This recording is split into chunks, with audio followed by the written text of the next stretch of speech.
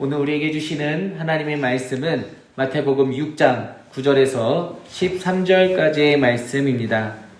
마태복음 6장 9절에서 13절까지의 말씀, 우리 함께 한 목소리로 봉독하겠습니다. 그러므로 너희는 이렇게 기도하라. 하늘에 계신 우리 아버지여, 이름이 거룩히 여김을 받으시오며 나라가 임하시오며 뜻이 하늘에서 이루어진 것 같이 땅에서도 이루어지이다. 오늘 우리에게 일용할 양식을 주시옵고 우리가 우리에게 죄 지은 자를 사하여 준 것 같이 우리 죄를 사하여 주시옵고 우리를 시험에 들게 하지 마시옵고 다만 악에서 구하시옵소서. 나라와 권세와 영광이 아버지께 영원히 싸움나이다. 아멘. 할렐루야. 네, 한 주의 시작을, 그리고 하루의 시작을 주님 전에 나와 말씀으로 시작하는 우리 모든 예배자들 가운데 하나님의 놀라운 평안이 우리 모두에게 임하기를 간절히 소망합니다. 박충이라는 목사님의 내 삶을 바꾼 한 구절이라는 책에서 브래들리 홀트라는 신학자의 신을 향한 갈증이라는 글을 소개하고 있습니다. 그 책에 따르면 내용은 이렇습니다. 어떤 수도사가 텔레비전 인터뷰에 나와 30초 내에 수도원 생활을 설명해 줄 수 있냐는 부탁을 받고는 이렇게 답변했습니다. 우리는 넘어졌다가 일어섭니다. 우리는 넘어졌다가 일어섭니다. 우리는 넘어졌다가 일어섭니다. 우리는 넘어졌다가 일어섭니다. 그리고 박충 목사님은 그 글을 읽고 이런 글을 남겼습니다. 내가 아니라 우리로 넘어지고 우리로 일어선다. 그래서 계속 일어설 수 있나 보다. 그렇습니다. 오늘 우리가 함께 고백하고 살펴보고 있는 이 주기도문은, 아니, 우리 기독교 신앙은 절대 개인의 전유물이 아닙니다. 혼자만 믿고 고백한다고 해서 끝이 아니죠. 2000년의 기독교 역사 가운데 계속해서 이야기하고 있는 것은 바로 공동체성입니다. 오늘 우리가 살펴보고 있는 주기도문 또한 마찬가지입니다. 우리 모두의 기도인 것이죠. 이 사실을 잊은 채 그저 나의 기도로, 나의 간구로 이 기도문을 받아들이는 순간 우리는 엉뚱한 길로 가게 되는 것입니다. 그만큼 우리가 함께 기도하고 우리가 모두가 함께 한 방향을 향해 나아간다는 것은 매우 중요한 신앙의 태도입니다. 리거렌 목사님의 목적이 이끄는 교회에서도 나와 있지 않습니까? 배를 탈 때 모두가 한 방향으로 노를 저어야 한다 라고 말이죠. 그렇지 않고 공동체의 방향을 방해하려는 사람은 오히려 배를 흔드는 사람일 뿐이다 라고 말이죠. 오늘 우리가 살펴보고 있는 이 기도문을 통해서 다시 한번 공동체의 중요성, 함께한다는 것의 중요성을 깨닫고 우리 성동교회가 더욱 하나 되는 기도의 공동체가 되기를 소망합니다. 그리고 그럴 때에 하나님께서 부어주시는 놀라운 기도의 응답들이 아름답게 열매 맺어지기를 간절히 소망합니다. 오늘은 주기도문 5번째 시간으로서 오늘 우리에게 일용할 양식을 주시옵고 이 말씀을 통해 하나님께서 주시는 은혜를 나누고자 합니다. 기억이 가물가물하실 수 있지만 지난주 말씀을 잠시 떠올려 볼까요? 주기도문은 그 기도문이 따로따로 떨어져서 볼 수 없을 정도로 완벽하고 기도의 모범이지만 그래도 우리가 하나님의 말씀을 더 잘 이해하기 위해서 크게 세 부분으로 나눈다고 말씀드렸습니다. 바로 서문에 해당하는 하늘에 계신 우리 아버지, 그리고 하나님, 그리고 하나님 나라에 대한 간구가 고백되어지고 있는 아버지의 이름을 거룩하게 하시며 아버지의 나라가 오게 하시며 아버지의 뜻이 하늘에서와 같이 땅에서도 이루어지게 하소서.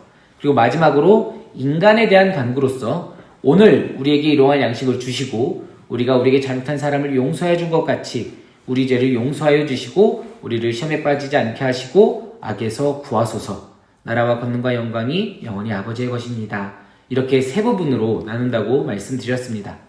서문에서는 우리가 고백하고 기도하는 대상이 누구인지, 우리가 믿는 하나님이 누구신지에 대한 고백이 압축적으로 기록되어지고 우리가 고백하는 것이죠. 그리고 먼저 그 나라와 의를 구하라. 그리하면 이 모든 것을 너희에게 더하리라 하셨느니라. 그 말씀처럼 우리의 것을 먼저 구하는 것이 아니라 하나님의 것, 하나님의 나라와 하나님의 뜻과 그 의를 먼저 우리가 간구하면서 그리스도인으로서 우리가 어떻게 살아가야 할지 살펴보았습니다. 지난 시간까지 우리가 그 부분에 대해서 살펴보았던 것이죠. 이번 한 주간은 나머지 부분들을 살펴보면서 인간, 우리를 위한 간구에는 어떤 내용이 들어가 있고 어떤 의미가 있는지 함께 살펴보고자 합니다. 그래서 오늘은 그 인간에 대한 간구의 첫 번째 시간이기도 하죠. 우리는 간혹 오늘의 이 간구가 혹은 속물적인 기도가 아닌가 하는 생각을 하게 될 수도 있습니다. 분명히 우리는 하나님 나라를 바라보며 하나님 나라를 구해야 하는 그리스도인인데 과연 이 땅의 것, 먹을 것을 구하는 것이 옳은 기도인가 하는 고민을 하게 될 때가 있다는 거죠. 우리가 하나님 나라에 대한 간구의 부분에서는 분명히 세속적인 삶보다는 하나님 중심의 삶, 그리고 하늘의 것, 하늘의 뜻을 구하며 사는 삶이 더욱 중요한 삶이고 옳은 태도라고 들었던 것 같은데 오늘은 인간에 대한 첫 간구부터 일용할 양식을 구하라는 것이 아이러니하게 느껴지실 수도 있습니다. 왜 예수님께서는 인간에 대한 간구 첫 부분에서 일용할 양식에 대해서 말씀을 하고 계시는지 함께 알아가고자 합니다. 여기서 말하는 일용할 양식에 대해서 많은 학자들이 다양한 의미를 품고 영적으로 해석해 가고자 노력했습니다. 어떤 이들은 예수 그리스도다, 어떤 이들은 성만찬의 떡의 의미다 라고 하면서 이 양식에 대한, 이 일용할 양식에 대해서 해석하고 바라보고자 했죠. 분명히 그 시도들은 유의미한 시도였고 신학을 더 깊이, 그 깊이를 더해준 것이 사실이기도 합니다. 하지만 이 말씀을 준비하고 묵상할수록 물론 그러한 신학적인 심도 깊은 해석도 중요하지만 이 말씀을 조금 더 담백하게 바라볼 수 있는 우리의 믿음의 시선 또한 필요하겠다는 생각이 들었습니다. 그렇기 때문에 오늘 말씀 가운데 나오는 일용할 양식이란 우리가 이 땅에서 살아가기 위한 모든 것 또는 생명 유지에 필요한 것으로 바라볼 수 있게 되는 것이죠. 단순히 떡이나 양식뿐만이 아니라 우리가 이 세상 가운데 살아가기 위해 필요한 여러 물질적인 것들을 말한다라는 겁니다.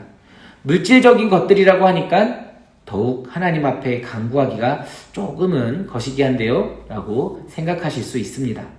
하지만 여러분, 우리가 잊어서는 안 됩니다. 우리가 믿는 기독교 신앙은 절대 저 내세에서의 삶만을 위한 신앙이 아니라는 겁니다.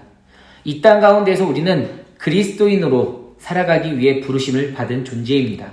이 땅 또한 우리가 살아가야 할 삶의 터전이고 하나님께서 창조하신 세상입니다. 그리고 우리는 이 땅 가운데 그리스도의 복음을 전하기 위해 부르심을 받은 존재라는 겁니다. 그렇기 때문에 이 세상의 것을 구한다는 것, 이 세상에서 살아가기 위해 우리 삶에 필요한 것을 구한다는 것은 절대 이상하거나 문제될 내용이 아니라는 것이죠. 다만 이것이 주된 목적이 되거나 우리의 욕심이 드러나는 기도가 아니라 일용할 양식을 구한다는 것이 매우 중요한 일일 것입니다. 우리 모두 아시듯 출애굽 과정 중에서 하나님께서는 이스라엘 백성들을 만나와 메추라기로 먹이셨습니다. 그들이 그 광야길에서 배고프지 않도록 그 광야길에서 살아갈 수 있도록 그들을 먹이셨습니다. 단 그 가운데서 중요한 규칙이 한 가지 있었죠. 오늘 말씀과 너무 잘 이어지는 말씀이기도 합니다. 출애굽기 16장 16절의 말씀입니다. 여호와께서 이같이 명령하시기를 너희 각 사람은 먹을 만큼만 이것을 거둘지니 곧 너희 사람 수요대로 한 사람의 한 오멜씩 거두되 각 사람이 그의 장막에 있는 자들을 위하여 거둘지니라. 계속해서 19절과 20절의 말씀입니다. 모세가 그들에게 이르기를 아무든지 아침까지 그것을 남겨두지 말라 하였으나 그들이 모세에게 순종하지 아니하고 더러는 아침까지 두었더니 벌레가 생기고 냄새가 난지라. 모세가 그들에게 노하니라 라고 기록하고 있습니다. 하나님께서는 이렇듯 이스라엘 백성들에게 하루의 식량만 허락하셨습니다. 더 적게 주지도 않으셨고 그들의 가족 수대로 먹을 만큼 주셨습니다. 단 넘치게 주지는 않으셨죠. 꼭 필요한 만큼 주셨습니다. 넘쳐서 남은 것들은 모두 썩게 되었다라고 기록하고 있습니다. 그런데 여러분, 오늘 이 만나와 메추라기를 먹이신 그 배경에는 이스라엘의 이스라엘 백성들의 원망이 있었다는 것이죠. 출애굽기 16장 12절의 말씀입니다. 내가 이스라엘 자손의 원망함을 들었노라. 그들에게 말하여 이르기를 너희가 해질 때에는 고기를 먹고 아침에는 떡으로 배부르리니 내가 여호와 너희 하나님인 줄 알리라 하라 하신지라. 어떤 원망이었을까요? 16장 3절로 거슬러 올라가면 이렇습니다.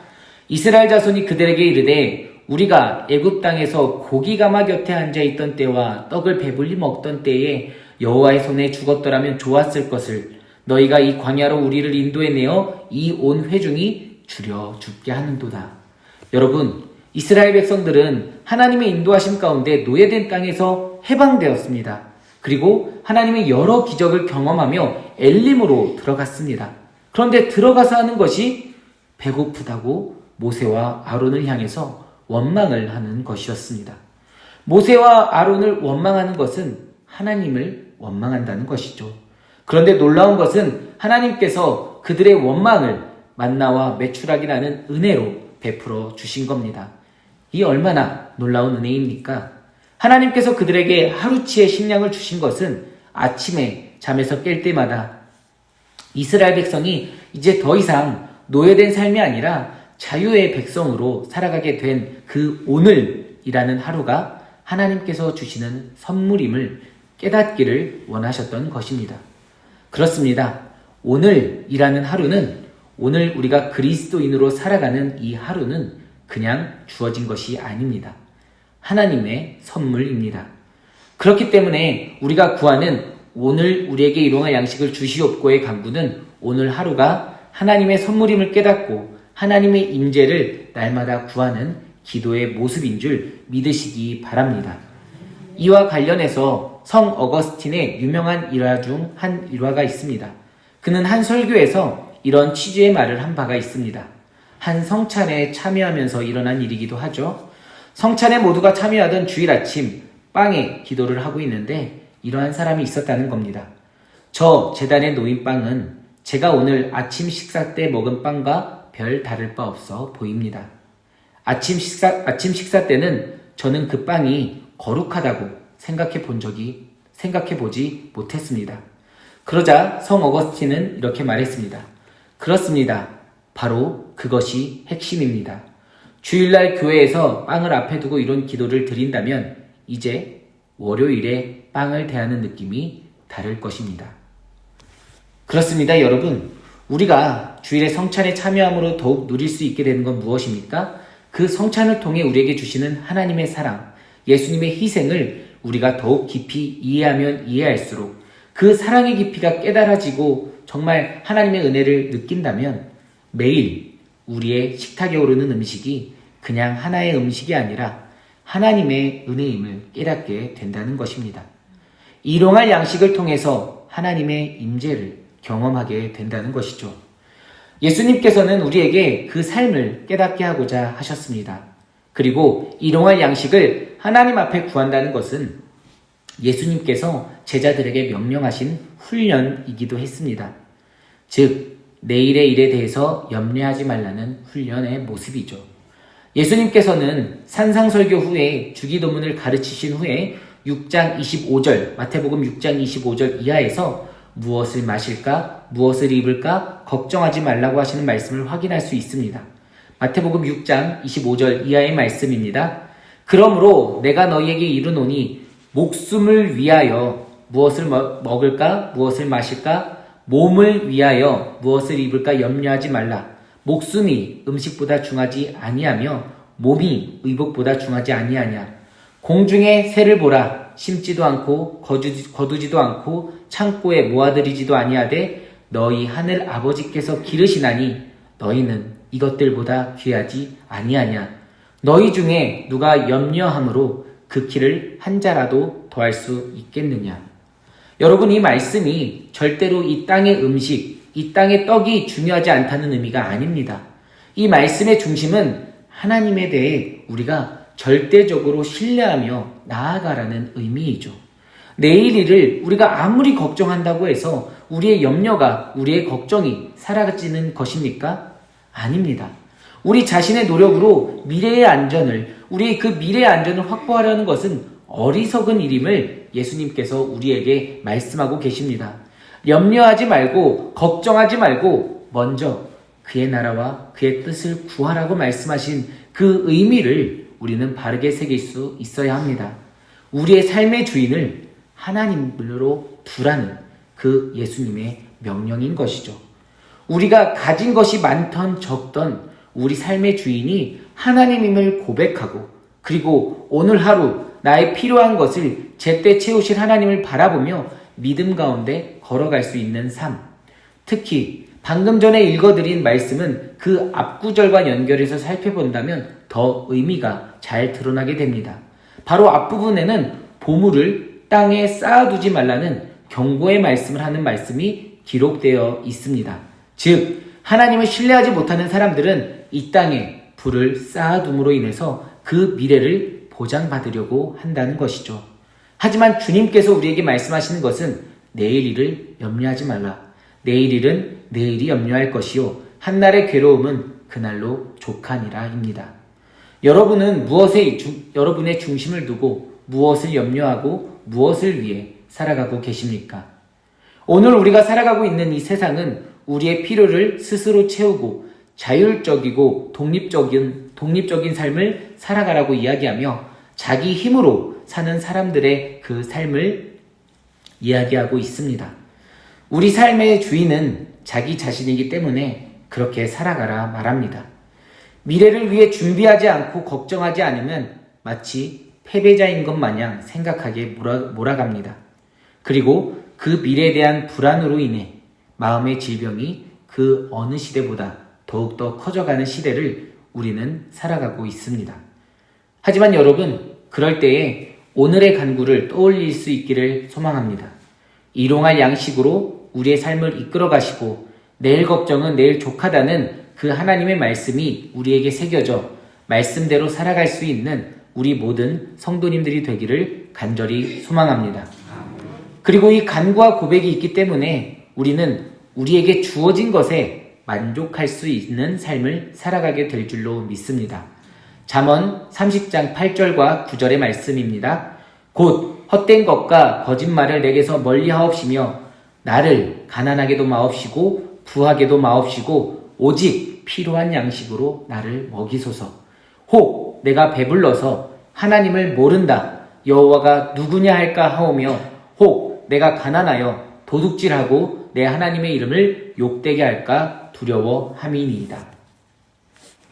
이처럼 일용할 양식을 구하는 사람들은 꼭 필요한 것보다 더 많이 주어지지 않기를 구하게 됩니다. 여러분, 오늘 잠언 기자가 고백하는 것이 무엇입니까? 자신의 배가 너무 배불러져서 하나님을 모르고 은혜를 잊어버릴까 염려가 된다는 것이죠. 그럴 바에는 줄이는 것이 낫다는 겁니다. 하지만 반대로 줄이게 되어서 세상 가운데서 죄를 범하여서 하나님의 거룩한 이름에 먹칠을 하게 될까 염려가 되므로 줄이지 않게 해달라는 지혜의 간구도 하는 것이죠.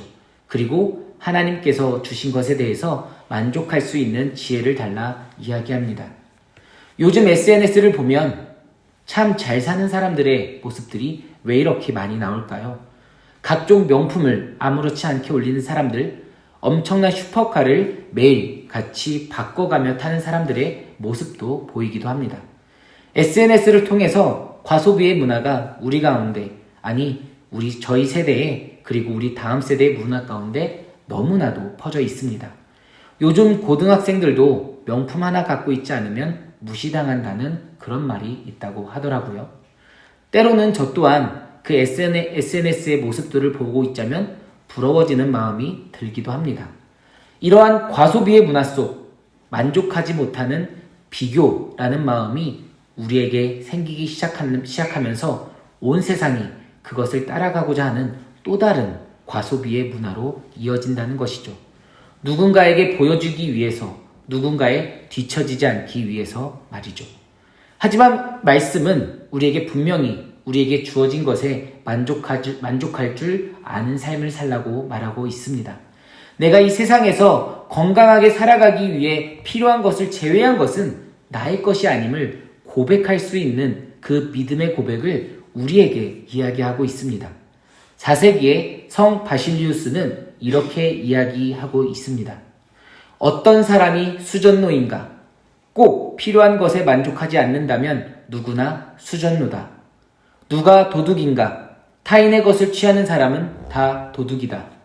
그렇다면 잘 관리하라고 내게 주어졌을 뿐인 것을 내 것이라고 한다면 스스로 수전노와 도둑이라고 생각해야 하지 않겠는가? 남의 옷을 가져가면 그 사람은 도둑이다. 헐벗은 사람에게 옷 한 벌 지어 입힐 수 있으면서도 그렇게 하지 않는 사람을 왜 도둑이라 하지 않고 다른 이름으로 부른단 말인가? 천장에 쌓아놓은 떡은 가난한 사람 것이다. 여행 가방에 숨겨놓은 외투는 헐벗은 사람의 것이다. 내 집에서 곰팡이 피어가는 신발은 신발 없는 사람 것이다. 그렇습니다. 여러분, 처음에 시작할 때 이 주기도문은 우리의 기도임을 말씀드렸습니다. 우리는 함께 우리의 머리 되시는 예수 그리스도의 지체가 된 존재입니다. 내 주변 사람들의 공공함을 바라보고 하나님께서 내게 맡겨주신 것을 나눠줄 수 있는 마음, 그 마음은 오늘의 기도가 우리에게 삶이 될 때 나타나는 모습인 줄 믿습니다. 공고함으로 아픔을 겪고 있는 누군가의 희생으로 내가 풍요를 누리지 않게 해달라는 간구가 되기도 하는 것이죠. 오늘 우리가 살펴보고 있는 이 간구는 떡이 있는 사람도 떡이 없는 사람도 함께 드리는 간구입니다. 일용할 양식이 그저 한 사람의 수고의 결과일 뿐만 아니라 하나님의 은혜임을 깨닫게 될 때 우리는 우리의 소유를 나만의 것으로 여기지 않을 수 있게 됩니다. 이 부분에 대해서 칼빈은 이렇게 기록하고 있습니다. 하지만 일용할 양식에 만족하지 않고 제어되지 않는 욕구로 헤아릴 수 없이 많은 것을 갈구하는 사람, 물릴 정도로 풍요롭거나 큰 재산을 쌓아놓아서 아무 걱정 없는 사람이 이 기도로 하나님께 탄원한다면 그 사람은 하나님을 조롱하는 것일 뿐이다. 즉, 오늘의 기도가 우리의 삶의 모습이 된다면 우리는 우리에게 필요한 분량보다 많은 것을 다른 이들과 나누기로, 넉넉히 갖지 못한 사람이 조금 더 가질 수 있도록 내가 할 수 있는 모든 일을 다하기로 약속한다는 것임을 우리는 잊어서는 안 됩니다. 그렇게 생각하면 오늘의 기도가 조금은 무서워지기도 할 수 있습니다. 여러분은 이 위험천만한 기도에 어떻게 동참하시겠습니까? 사랑하는 여러분, 우리의 양식은 우리가 쌓아놓아도 되는 우리의 소유물이 아님을 기억할 수 있기를 바랍니다. 우리가 함께 기도했듯 오늘 우리에게 일용할 양식을 달라고 간구하고 있습니다. 나에게가 아닙니다. 우리에게임을 기억할 수 있기를 바랍니다. 그러므로 우리의 양식은 우리 모든 형제자매의 것입니다. 오늘 우리에게 주어진 일용할 양식은 하나님의 선물인데 우리는 마치 나의 것인 양 생각하고 우리의 이기심은 그 하나님의 선물을 잘못 사용하고 있지는 않은지 돌아봐야 할 줄로 믿습니다. 오늘 우리에게 일용할 양식을 주시옵고 라고 간구하는 것은 이처럼 우리의 삶을 돌아보며 우리의 이웃의 삶과 필요에 대한 책임을 받아들이는 시간입니다. 제가 몇 번이나 소개해드렸던 어린이부 찬양을 한 번 더 말씀드리고 오늘 말씀을 마치고자 합니다. 바로 고등어 2마리와 찹쌀떡 5개라는 어린이 찬양이죠. 맛있는 밥을 서로 먹여주면서 더러운 발을 서로 씻어주면서 고등어 2마리와 찹쌀떡 5개로 우린 5,000명도 무지무지 배부를 수 있단다. 2,000마리 고등어를 5,000개나 되는 떡을 이리저리 뺏어 모아 저 혼자서 다 먹고도 모자라는 사람들아. 맛있는 밥을 서로 먹여주면서 더러운 발을 서로 씻어주면서 고등어 2마리와 찹쌀떡 5개로 우린 5,000명도 무지무지 배부를 수 있단다. 2,000마리 고등어를 5,000개나 되는 떡을 뺏어 모으고도 부족하다고 말하는 그런 이기적인 사람들이 아니라 나의 것을 나눌 때 더 풍요롭게 채워주시는 하나님의 은혜를 경험함으로 하늘의 풍족함의 은혜를 살아가는, 채워주심의 은혜로 오늘 하루를 살아가는 우리 모두가 되기를 간절히 소망합니다.